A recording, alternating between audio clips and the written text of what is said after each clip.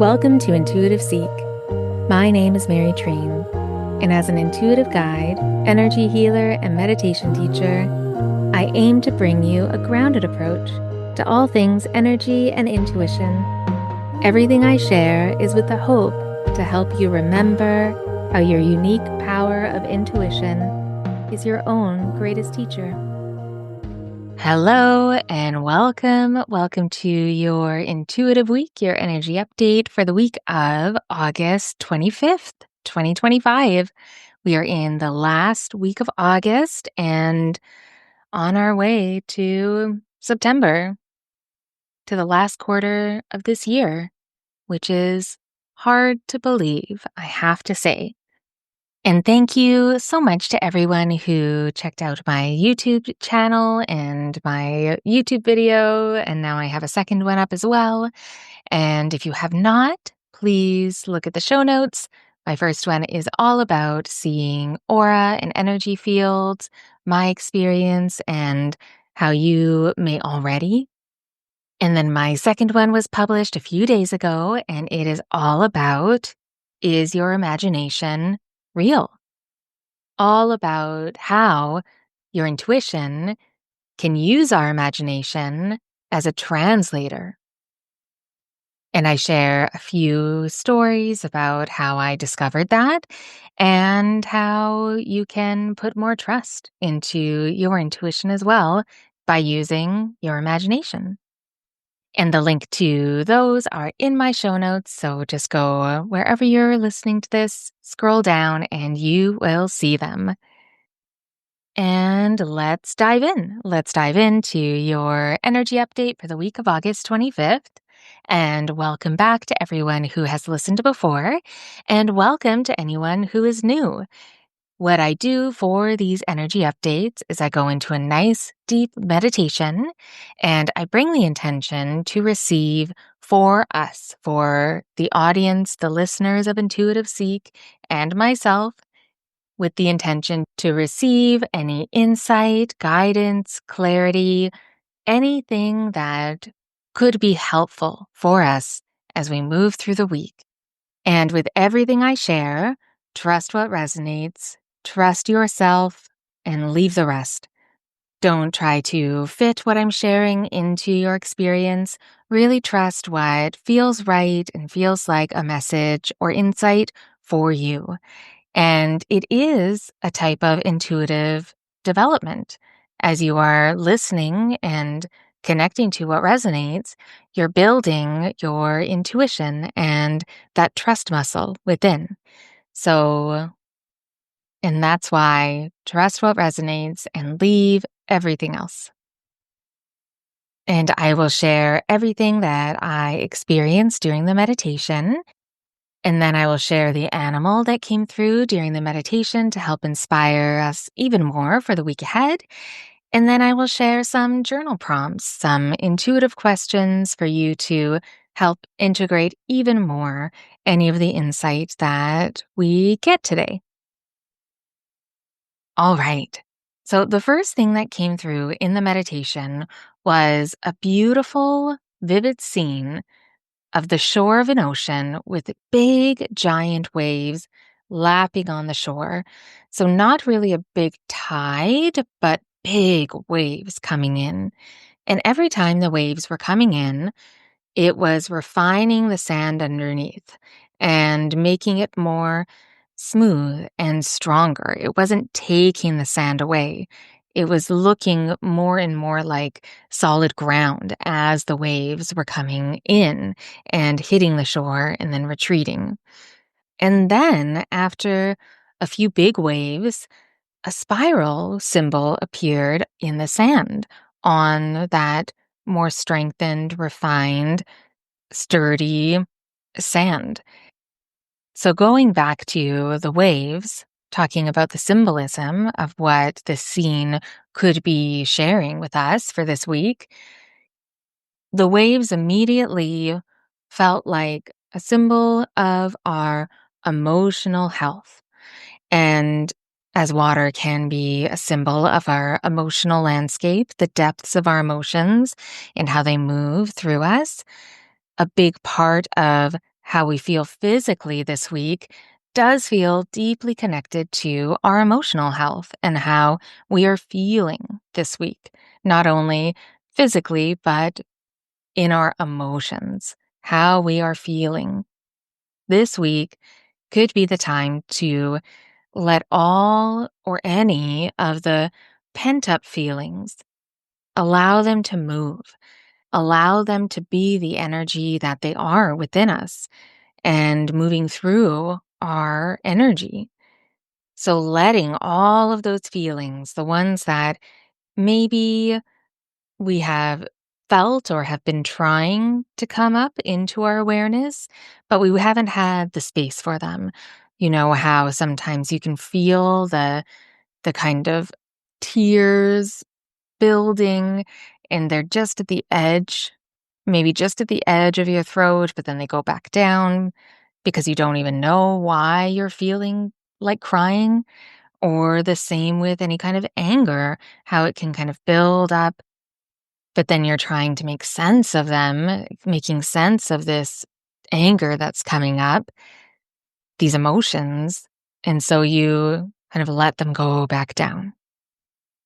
No space for these waves of emotion in our energy.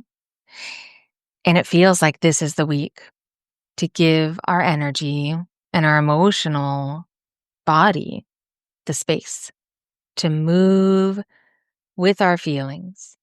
The more we feel our feelings, the clearer our path will be. Because the spiral path that appeared after so many times where the wave was coming into the shore and onto the shore, when that spiral path appeared, this spiral can symbolize so many things, but in the meditation, it felt like symbolizing our spiritual soul journey right now. And the strength of that sand being the foundation, that is a big part of our spiritual soul journey, our path right now. That spiral was on the sand, and even though it's sand, it appeared like a strong, smooth surface after the waves were coming in. So the strong foundation of ourselves, our grounded, clear energy is reinforced, is strengthened by allowing the energy of our emotions, the fullness of our feelings to be released, to be allowed to move. Because waves are waves because of the energy. The energy in the ocean is moving, and the waves are created by the energy flowing through. And that's what it felt like it was sharing for this week, that what emotional energy can we move? What emotional energy do you need to move? Is it sadness or grief? Is it anger, frustration? Is it hopelessness? Is it uncertainty, unknowing? And if it doesn't have a name, that's okay. That is not the point. The point is to allow the feelings. If it helps you to put a name on it, then reach for the name if it comes to you. But don't look for the name or the reasoning behind the feeling so deeply that you lose track of allowing that feeling to move, that you start to move into your head and away from your emotional landscape. And often we can find the emotional energy, the feelings that need to move, the waves that we need to allow through what we don't always love to feel. So, what do you not like to feel? Trust that. And that's where you can begin. And then I was brought to a big spotlight of energy on our second energy center, on our sacral chakra. And it was spotlighting that some of us this week may be feeling very full in this area, full of energy. But there was also a buzziness, a feeling all over, which felt like a connection to our nervous system. And the sacral immediately brought my attention to the representation of our creative energy in this second center, that vast ocean of creative, fertile, void energy that we carry in our sacral. And then the connection to the nervous system feels like the guidance is expressing, connecting to first, and then expressing our creative self will also soothe and help to bring balance and help to restore the harmony within our nervous system.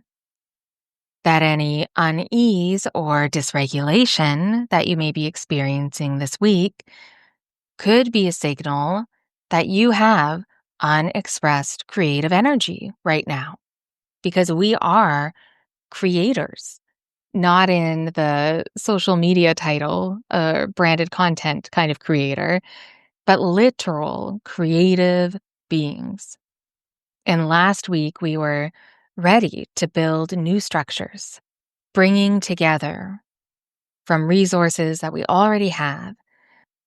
And this week, we are allowing our creativity, some of us, to be more of an active architect for that structure. And it feels like guidance for this week is to take our creativity seriously.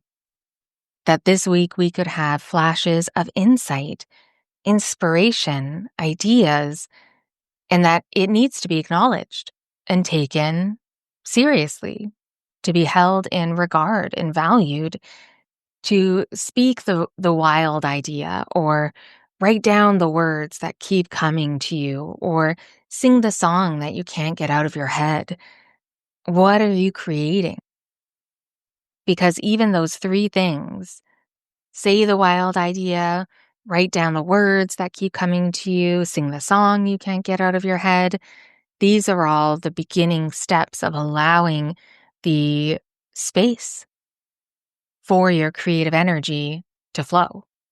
So by taking those little sparks of creativity that may not even feel like your own creativity, but honoring them by singing or saying or writing, doing, that is the step to allow your full creativity more space into your awareness. And then more expression comes. And then that brings more and more and more, opening up, expanding so much of your creativity that your nervous system may feel excited, but is actually calm, because it's like, finally, we're letting this energy move.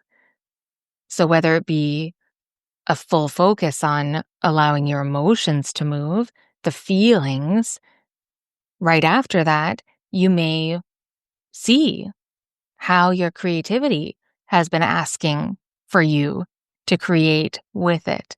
And there just hasn't been that space because we haven't been feeling enough of what we don't want to feel.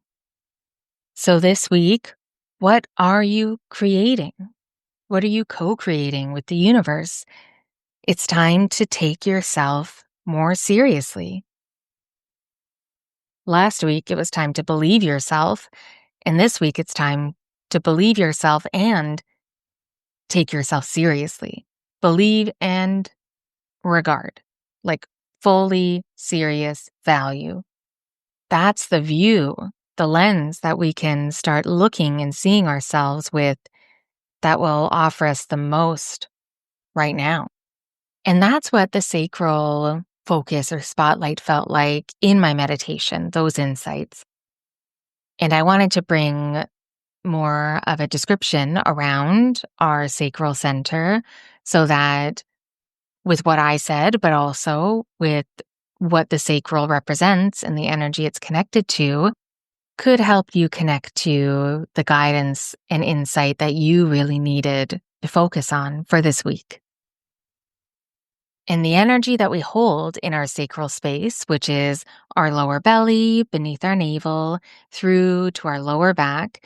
And the way that I see energy through our energy centers, I know that in a lot of pictures are kind of 2D, and it looks like kind of a disc, a flat disc of energy in the front of from the root to the crown. But when I see it in the energy field, it's actually more like a donut of energy. I guess that's the best way to describe it, that it's going around and through. But without the donut hole, the energy is moving through fully around and very three-dimensional. So this kind of fullness of energy, this donut wheel of energy around our lower belly, through to our lower back, fully around and hitting on our hips too. Picturing that maybe in your mind's eye, bringing your hands around, so not even touching your physical body, but feeling for the field of energy around this space may help you connect more to the depth of energy that we carry in our sacral. And this energy of our second chakra is where we can connect to the power of our creativity, of our emotional depths, comfort in giving and receiving, feeling supported, and feeling safe to express ourselves, to express that creativity. And when our sacral energy center is supported and in harmony with the rest of our energy, we don't feel shame. We feel grounded and excited about who we are. We feel safe in our emotions and expressing them. We can feel secure in sharing and expressing, giving our creative spirit. And we feel also very secure in receiving the creative spirit of others. We don't feel comparison. We feel supported and are able to receive support and help from others. We can receive compliments and generosity while also feeling very secure in being generous to others and giving compliments to others and giving without expectation. This is the energy that helps us hold healthy boundaries without worry or anxiety, and we can connect to clear intentions that we have for our actions and experience the pleasure and the joy of being ourselves, of being a soul in a body.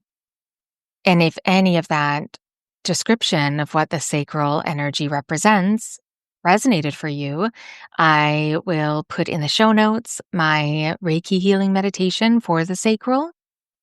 And that can be so supportive if anything that I described felt like, oh, I could use some help in those areas. Then, yes, give a listen to the sacral healing meditation because it may help shift a few things for you. And then a giant pearl appeared in the meditation. On the shore, after all of the waves have come in, it wasn't in the spiral path, it was kind of next to it, and it was beautiful. And how pearls are made, immediately it felt like a message around remember how a pearl is created, that pearls are made by irritation, by adversity within the oyster. And it felt like maybe for some of us, we could look back at the year and connect to what is the pearl or pearls that we have created over the year with the challenges and the adversity and the irritation. What has it given us? Can you honor and celebrate the pearls that you have received? Are there more than one? Is there one specific that you can connect to? This feels like a really lovely exercise to look inward and see what you have received from this year. What is the pearl right now that you are holding after the last 8 months of 2025. And I wanted to share a few more insights around the symbolism for pearls. And this is from the International Gem Society. About the pearl in ancient Vedic texts, the pearl is born of the earth's waters and the heaven's powers, fertilized by a flash of lightning. It is considered to be the daughter of the moon. In Western cultures, the pearl has astrological associations with the planet Venus. Oh, and just a sidebar of that, this week Venus moves into, astrologically, the sign of Leo. And Leo is the planet of creativity. And Venus is the planet of love and value and beauty and all things gorgeous. So maybe one of your pearls or the pearl is what you will be creating from or what you will be sharing. Maybe it is your creative expression and that it's ready to shine like the Leo sun does. Even though we're moving into Virgo season, Venus is moving into Leo. So Virgo is an earth sign, very grounded. And then we have this beautiful pearl from Leo that we're ready to express. And I love that. I feel like this could be a beautiful week to refocus on the beauty that we carry and that we can share, that we have acquired and built, and that has come from something that wasn't easy, but now it's here. And then back to the pearls for a moment, just to finish some of the symbolism from the International Gem Society. And again, in Western cultures, the pearl has an astrological association with the planet Venus. Like pearls, the goddess of love comes from the sea. And then we continue. Do pearls represent tears, the watery origins in mythology? The smooth, droplet-like appearance of pearls has created enduring associations with tears throughout mythology. Some legends describe white pearls as divine tears shed by gods.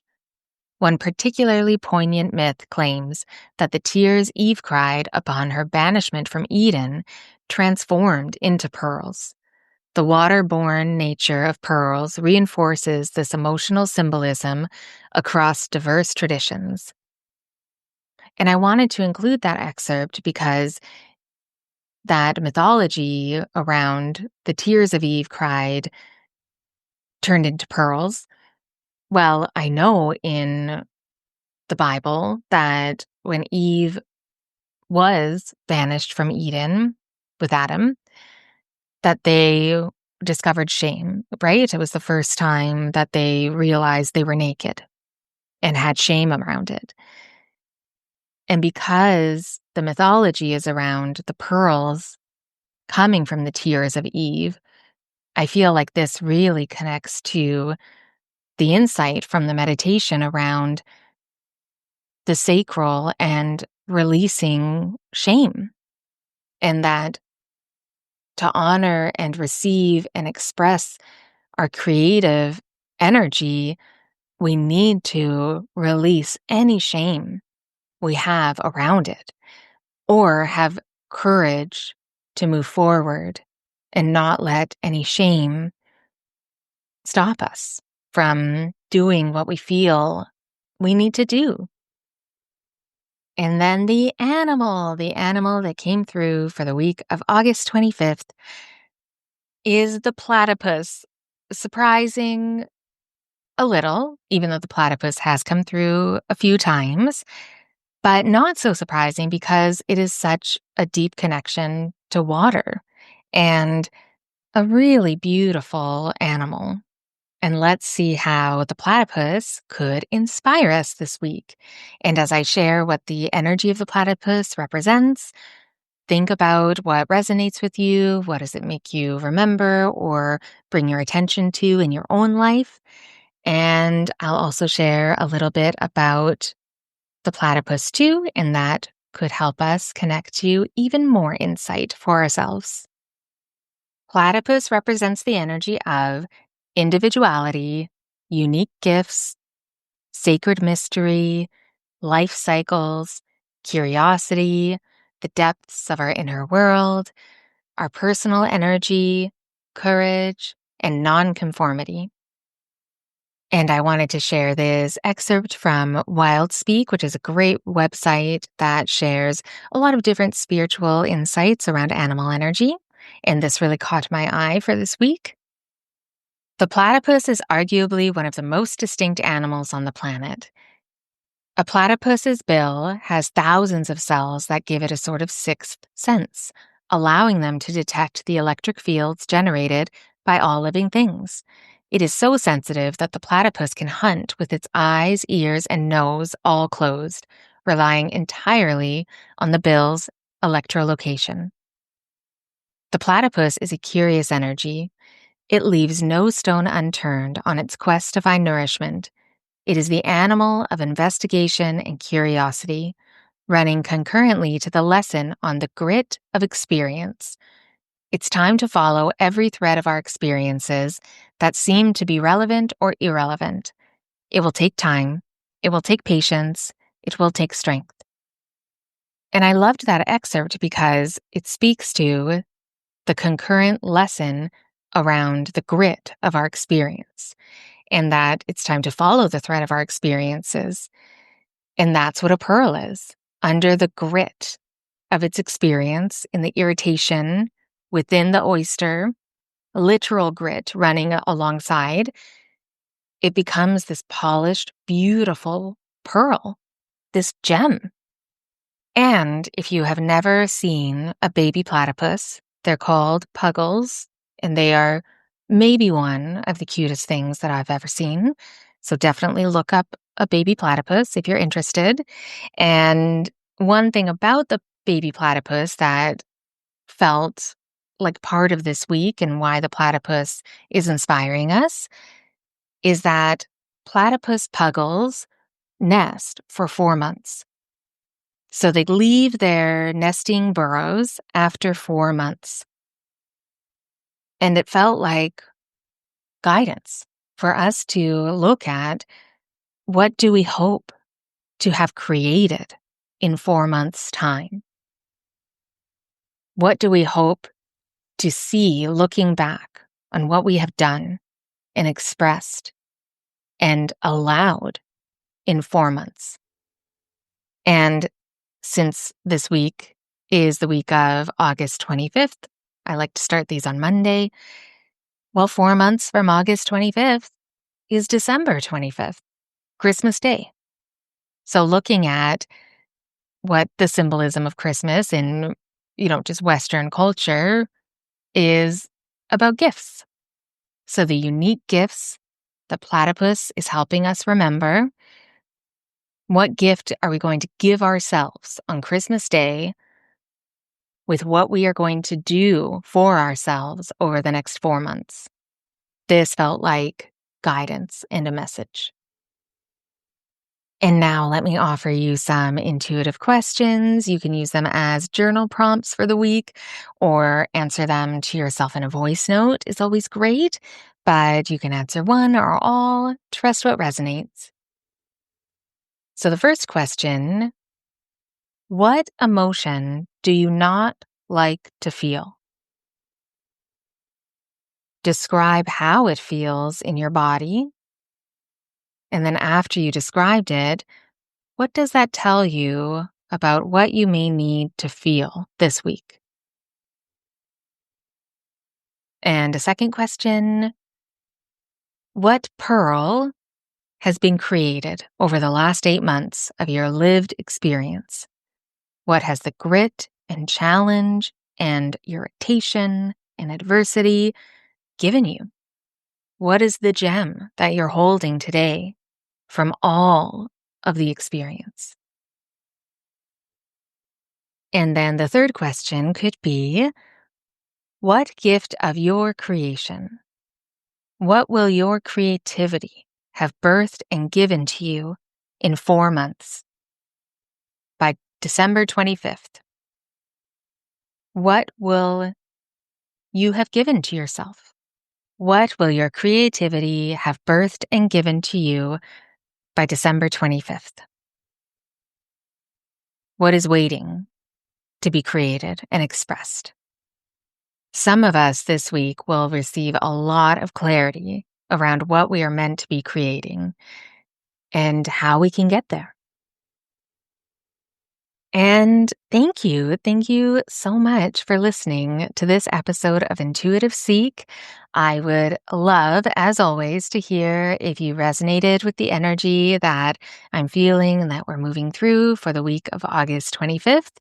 And if you have any thoughts or questions, please don't hesitate to send me a message. All the links are in the show notes for all the ways that I can support you and many free resources. So have a look at those. And hugely appreciate it if you subscribe wherever you get your podcasts. And if you feel called to give a bit of extra support, then please share this episode with a friend, or you could leave a review. Those are super helpful. So thank you so much again. Be kind to yourself, and I will talk to you next week.